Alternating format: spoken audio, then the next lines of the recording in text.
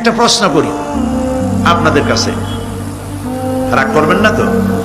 বলবেন যে কথা বলতে তো আপনি আসছেন, আমাদের দিয়ে খাটান কেন, এরকম চিন্তা করবেন না তো? প্রশ্নটা হচ্ছে, বলেন তো দেখি, পৃথিবীর মধ্যে সব চাইতে মূল্যবান জিনিস, দামি জিনিস কোনটা? হ্যাঁ, ইখতিলাফ হয়ে গিয়েছে, ইখতিলাফ হয়েছে। কেউ বলেছে যৌবন, কেউ বলেছে কোরআন, কেউ বলেছে ইসলাম।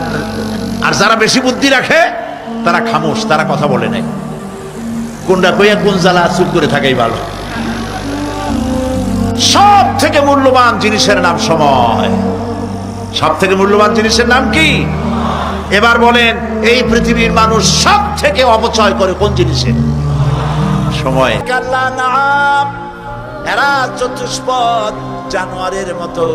আল্লাহ বলেন না, তাতেও হয় না, বালহুম আদাল, এরা জানোয়ারের চাইতেও নিকৃষ্ট। বলেন নাউজুবিল্লাহ।